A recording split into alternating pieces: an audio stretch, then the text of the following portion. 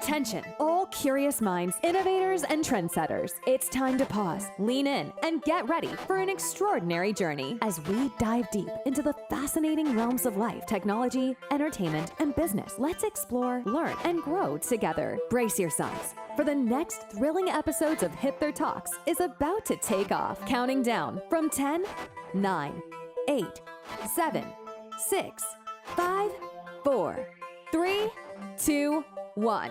And here we go.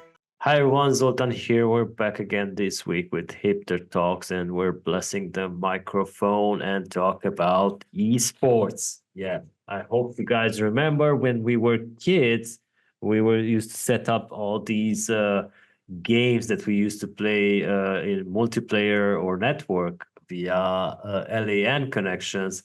Now, esports in 2024 is these guys have their own people to set up their servers and stuff like that, so they just play.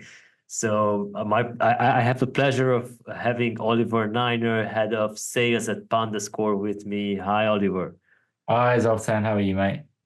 All good. Nice to have you here. So before we dive into the questions, we have this tradition here on Hipther Talks that we like to give the opportunity for our guest to share a few words about himself. So Oliver, be my guest. Hi, everyone. It's great to be here. I'm Oliver, as Zoltan said. I'm head of sales at PandaScore currently. I've been in the betting and gaming industry now for nearly 20 years. I worked out that actually in January, I think in January the 8th, something like that. In 25, it will be my 20-year betting industry anniversary. So I've been here a long time. I've been at PandaScore for nearly 4 years now. We offer odds and data in esports across all of the major events and sports.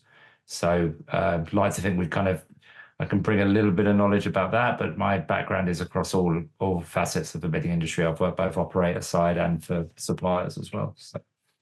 Which is great to have you here. Like I said, these guys in esports have their own people to set up their servers nowadays, and they just play. So just how big is the esports betting market today? And could you maybe share some information about what has driven the growth over the past few years?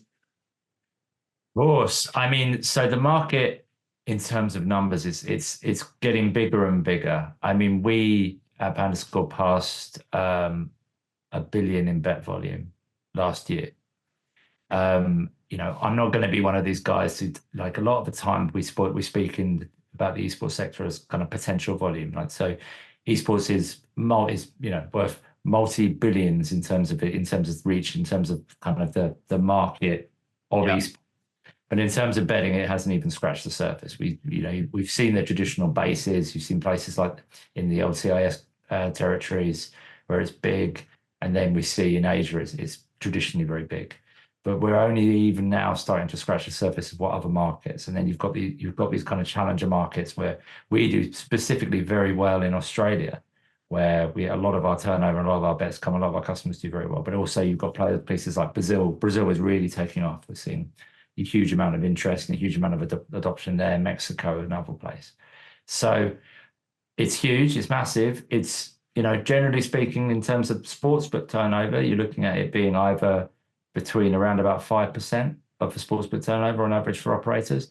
But we're seeing that because of adoption, and essentially operators who have a small amount will have a kind of, should we say, more of a limited product, and who aren't really that interested or not seeing the value that esports will create. You see their kind of trading figures of around about kind of 2% of sports. But then when you see operators who really embrace it, it can be upwards of 8, 10, even 15. It can get above. We've even seen in some territories with some operators that it gets above basketball, which is amazing. One big Danish operator, it is their second biggest behind football. So a lot of guys like me come onto these things and we talk about the potential of esports, but esports is still about potential. It still is about opportunity, but that's actually quite rare in the betting industry at the moment. There's a lot of cannibalism and a lot of kind of fighting over kind of market share in things that already exist. Esports is all about putting your afterburners on something which is going to be huge. It is. We see that. We see, you know, when operators take our product, and this isn't just a sales point, this is just the fact that you've taken an esports dedicated supplier like us or Odin, you're seeing an upward growth of maybe 40% on your bet volume. So it's there if you're interested in it, which you should be. All right. So hopefully our audience enjoys this topic, because you mentioned that there's many of the esports people going on podcasts and talking about stuff. But actually on Hipther Talks, this is the second episode we do in 3 years. So we haven't been covering esports that much. We are particularly interested that our audience gets to know how things work behind the scenes and what are the potential opportunities. So my next question would be about the biggest new market opportunities that may arise, and how can these opportunities be maximized? So yeah, I touched on this before. So the new market, so the biggest one to talk about to begin with would be the US. And we're going through a regulation piece in the US. I mean, we're doing that ourselves. We just got licensed in Colorado. Now I know that we didn't have licenses in New Jersey, another one. So, and ABOS have a couple as well. So we're pushing, you know, via their Canby licenses, we're pushing into that space. That's early. But in terms of the sheer scale, you know, we've had that kind of gold rush of sports betting and casino all going into the US, and that's consolidating a bit. That gold rush is yet to happen with esports, and it will happen. There's something like 8 or 9 states which actually have specific legislation now. So we're just waiting for providers like us and the operators to come and see that value and then to start adopt. So that's probably the biggest one that I would say is the biggest opportunity, but it's one that will happen piecemeal over time, and we're primed and ready. I think most of the industry is. Then, yeah, speaking a little bit more on Brazil, you know, again, as that regulation comes in and crystallizes, there's definitely more to come from Brazil. It's got a huge influencer following for esports stars and esports teams. So there's a lot of potential there, and the adoption and the kind of the level of embracing of things like League of Legends is they've hosted tournaments, they've hosted the international, hosted the World Championships. It's a big area, so that's one to watch out for. We've also seen, probably more anecdotally, I think we know that adoption similarly to Brazil is quite high in Mexico. So that is is a bit of a sleeper and could be interesting. And then potentially Colombia, kind of to round off a bit of a LATAM piece. And then more, you know, another one which is interesting and very dear to my heart is because I'm from the UK. We haven't really seen UK operators embrace esports specific supply and product. And we're starting to see that now. It's been a bit of a slow burn, but we'll start seeing operators, the big operators, start pushing esports like specific product. You're seeing that with the Entain brands pushing new esports products into those brands, and we'll see it. We're going to have a couple going live very soon as well. So that's exciting. And then because there's always been very strong in Central and Eastern Europe, esports has always been very powerful there. But it's now in these other established markets elsewhere in the world. And I mean, I think Spain will come eventually as well. You know, there'll be more adoption over there. That's where you'll start to see esports sort of kind of doing what sports does.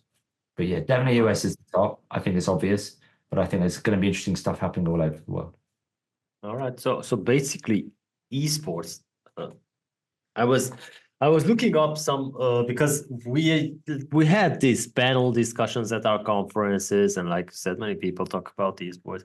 I was looking up that how esports actually got started. It was in Asia around 2000 when the notion first came into the public's eyes about having professional gamers play games in front of an audience. What's your take on this? Am I correct about this information? I just looked it up.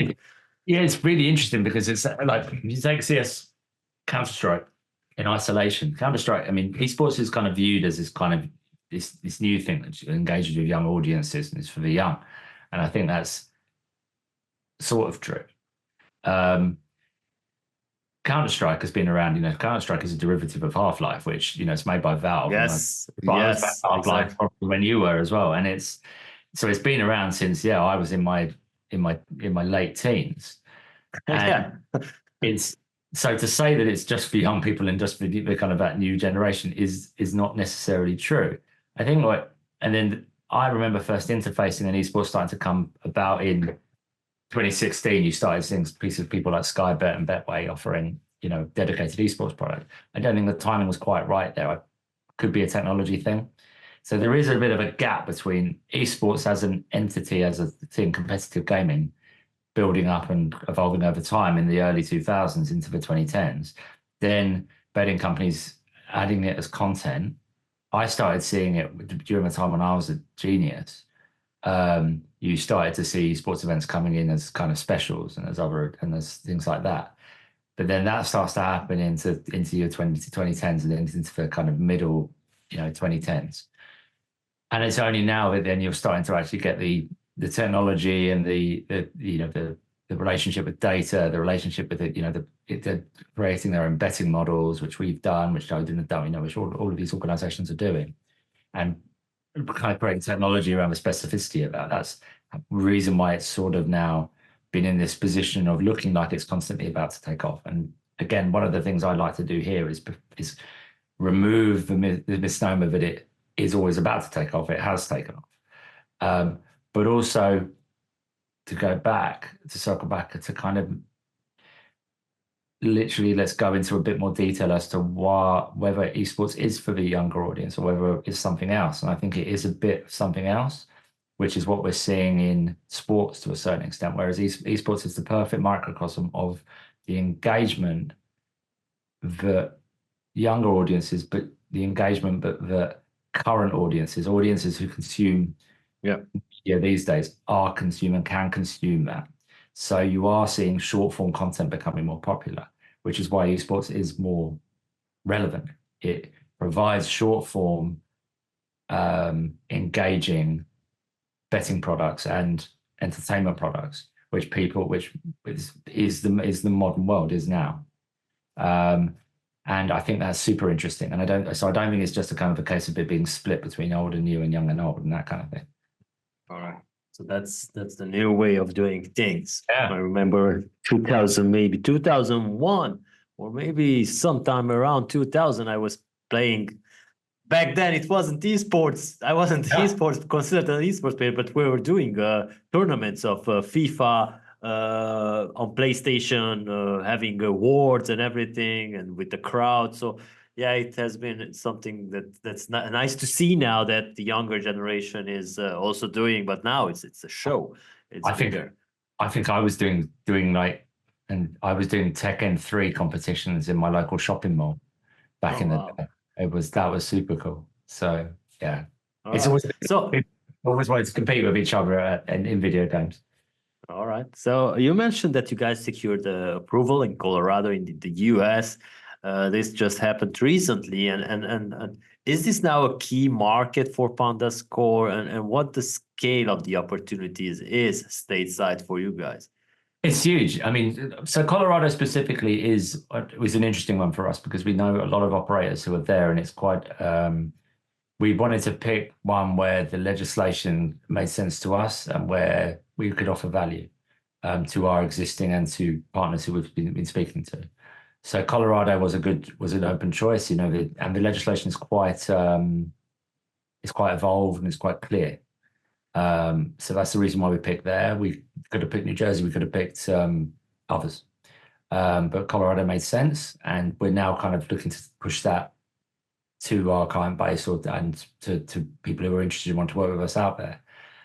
So we're doing a lot of outreach. The scale of the opportunity, again, going back to saying what I said before, is massive. It's huge. There's something like 8 or 9 states with specific legislation. There's ones with evolving legislation. There's ones where I think there's states where they need to be de-risked a little bit for esports. But that's because each state is its own country. Each state is its own jurisdiction in terms of gambling legislation. So we have to make sure that we're the voice and the guide for what operators should and shouldn't do and can and can't do So it's something we need to, I think it's something we tread carefully as PandaScore about. And but also we want operators to feel that they can come to us and say, okay, so we believe in esports, we want to do it. Where can we make money from it? Where's the legislation that like secure for us? What technology do I need? What do we need stuff in terms of age verification? What bets can I take? What kind of can I offer? Can I just offer parlays, or can I just offer lines? What can I do? What makes sense? Is that offering coherent? Is it something I can offer in multiple states as well? So I'm not just doing it piecemeal. And I think that's what we're here to kind of guide operators with. So so the size opportunity is unlimited.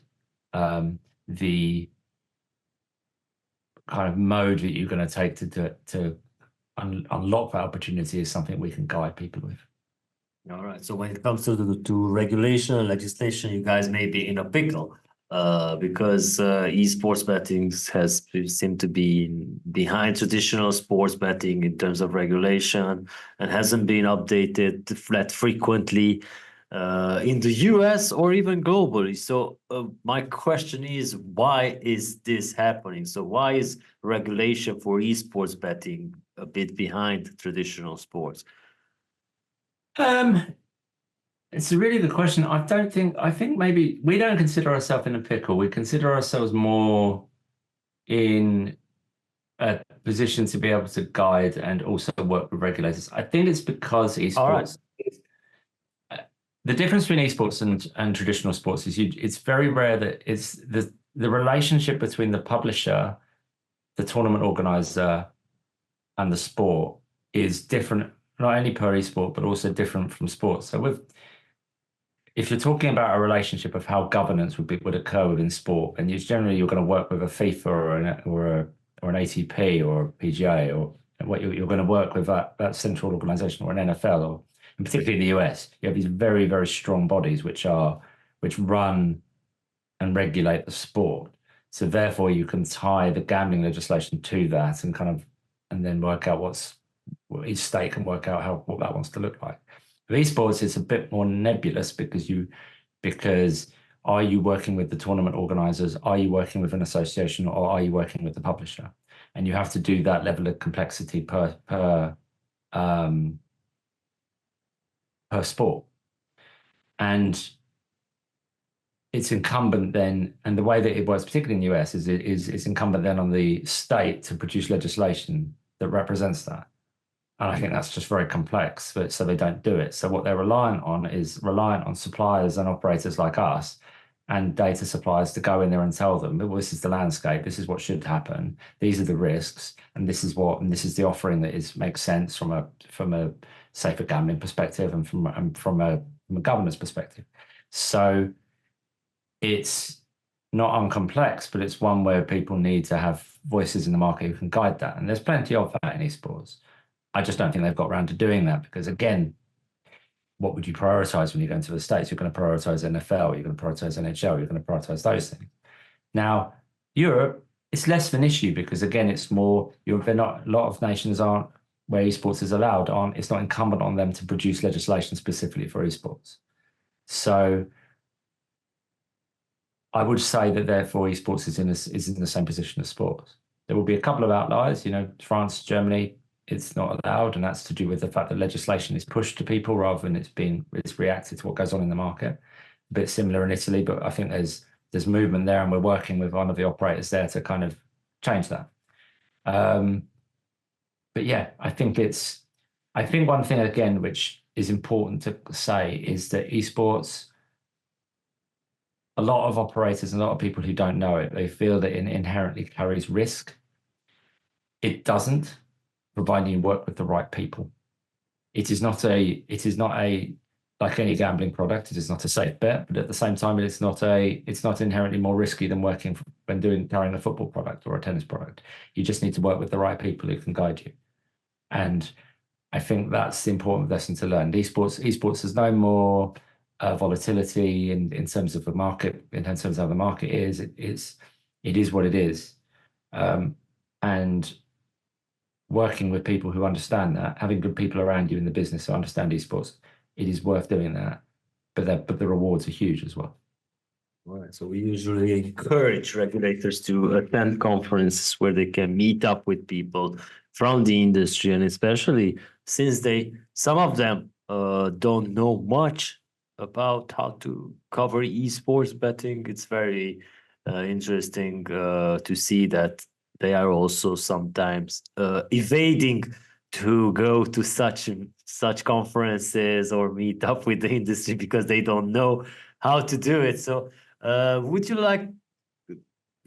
like to see more regulators expand their frameworks to cover esports betting? And the question is this easier said than done? Not any more than any other performance gambling legislation. It just requires knowledge. It requires domain knowledge. That's the problem. Yeah, it requires working and knowing who the right people are. The other thing to say as well is you are working with people who, you know, it's definitely worth like involving conversations with us, people like us, Odin, ABOS, Grid. You know, these guys, we'd all get around the table and talk to regulators if they wanted us to, and if they're interested in them, and they should, because we're the ones who know how the market is and can kind of, I'm sure, reassure them about any fears of risk that they have. So no, I don't think it's any bigger challenge of esports than there are challenges. But it's about having people who know the topography of what's going on. All right. So PandaScore. From my perspective, I'd welcome it. You know, invite me, mate. I'll come. All right. So PandaScore has always been at the cutting edge of esports betting with products like your bet builder and player props. If you want to just look them up, just head over to europeangaming.eu, just search for PandaScore and you can find every news about these guys. So I'm also interested about what other innovations are you guys working on? Oh, we're doing a lot actually. So one of the things we've done recently is we realize, again, because of that point I kind of raised right at the start, esports will always be one of those smaller sports that or smaller kind of product types which competes for not market share, for dev resource time within any operator. Now, depending on what the priority level of that is for an operator, that's their choice. But we understand that resource is finite, and we understand that operators have got things, you know, they're dealing with compliance, they're dealing with new market entry, they're dealing with a million things that they have to prioritize, but they still may want the product. So one of our key things is we understand the importance of Bet Builder. So we've had our Bet Builder product live now for nearly 2 years, maybe just a bit more than that.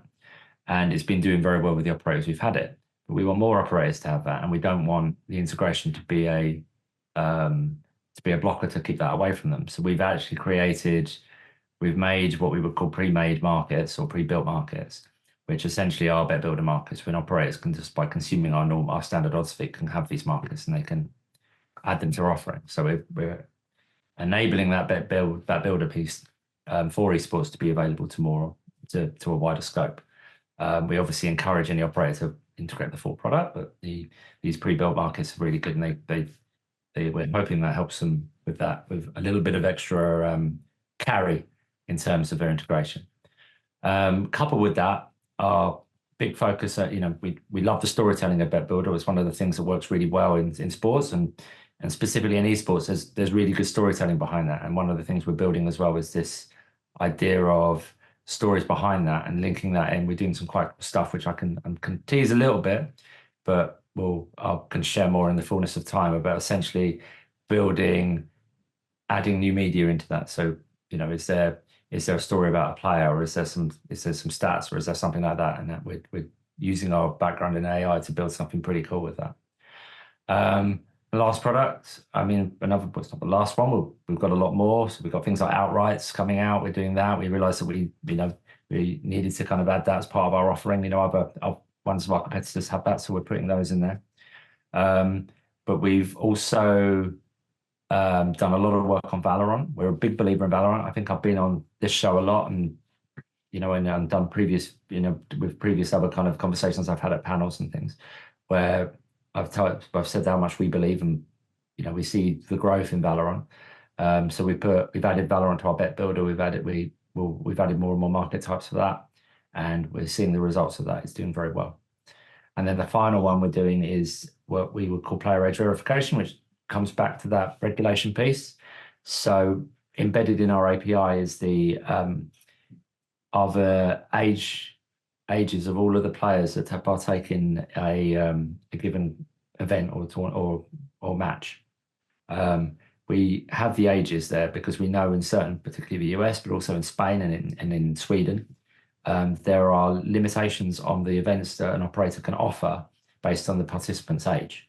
So we're including that in our API, and we're also building out other mechanisms for operators to consume that from a compliance perspective, because we know that's one of the most important things. One of the areas of concern is a lot of the participants can be under 18.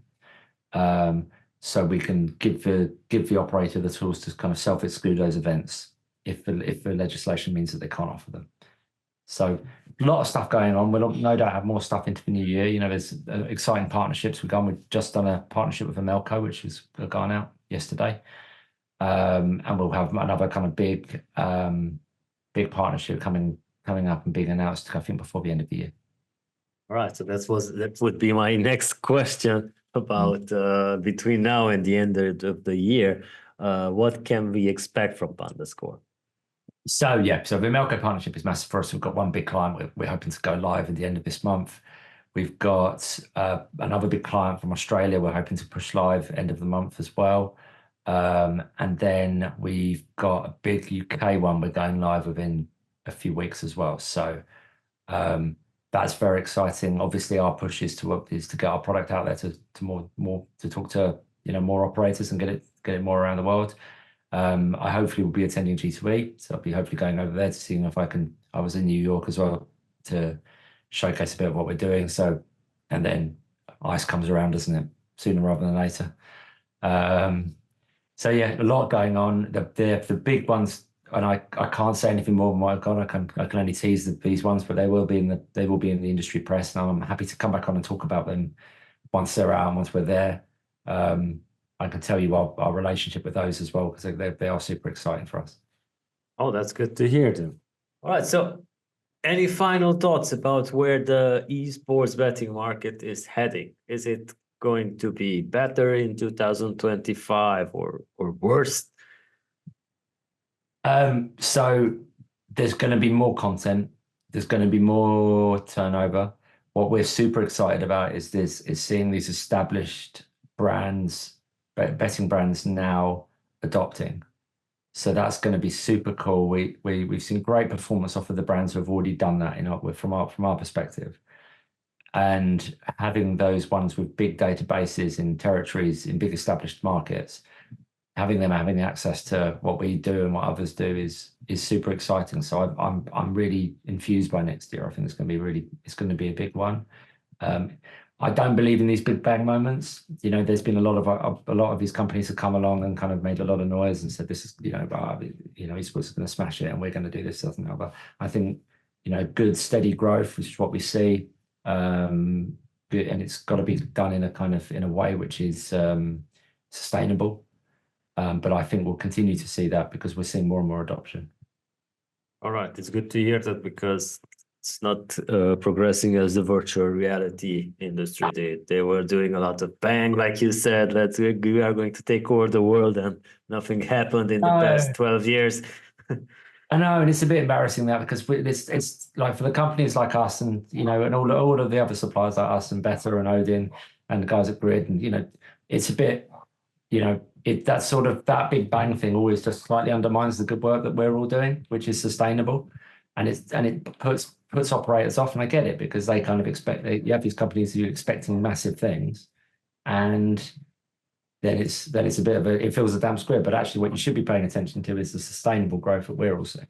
So it's less glitzy and less kind of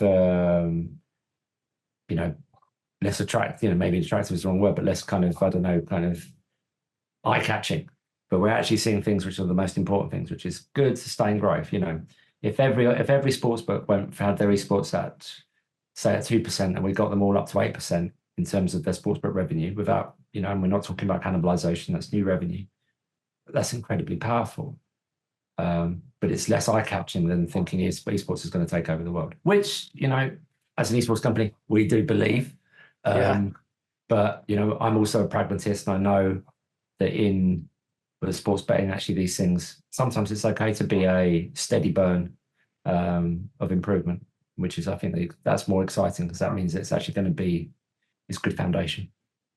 All right. Thank you so much, Ollie. This has been great. And to our audience, thank you for sticking around. And by the way, I'm just replying to the request we had about this podcast.